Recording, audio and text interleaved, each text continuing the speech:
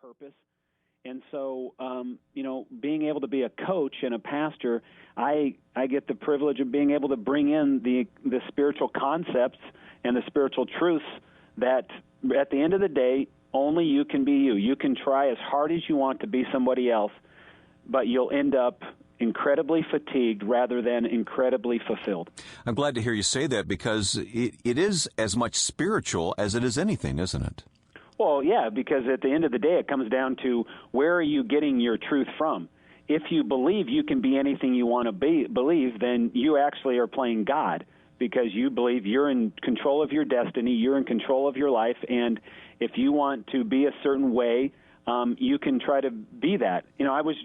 Case in point, I was working with this gentleman that was an incredible salesman for an insurance company here locally in Orange County. Is top of his company, doing great.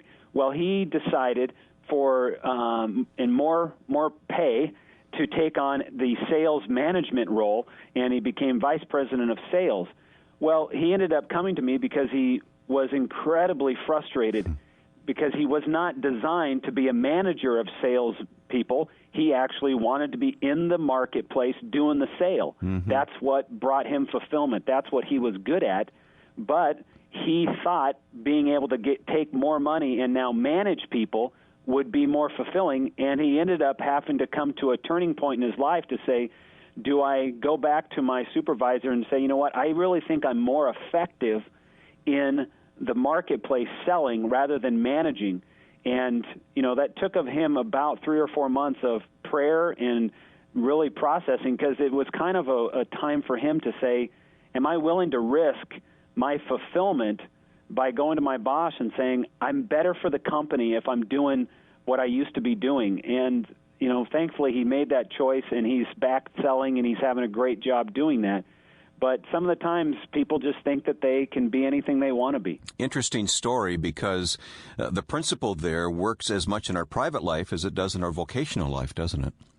Yeah, I spend 50% of my time working with people in ministry-related, trying to understand their purpose in ministry, those kinds of things, as well as trying to help people land what I call a 5-star career, because, most of the time people are driven by how much is my pay going to be, rather than understanding how am I going to be able to tap into and release the strengths and passions that really will ignite me and provide me lasting fulfillment and be able to provide more results for the company.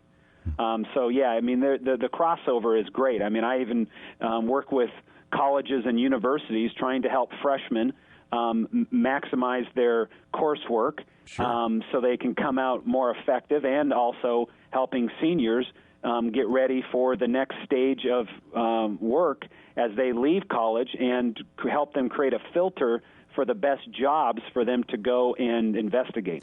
Well, you cross all kinds of lines, don't you? You're a certified life coach. I'm guessing there's a whole lot more to that than just getting a certificate in the mail. Well, sure. I went through the Tom Patterson Life Planning Certification Program, and it's a very intensive program where you learn various aspects of coaching, from understanding how to set agendas to how to, scheduling to, more importantly, how to meet a client where they're at and how to help them move beyond and reach the goals that they want to have. There's different layers of life planning and life coaching. That some can be done over the phones. Some I do over a full 2-day weekend where we spend 2 days together crafting master life plans for individuals, no matter if it's for their career or for their family or for their personal life. Sounds great. The subtitle of your book, Only You Can Be You, is 21 Days to Making Your Life Count. How did you land on the number 21?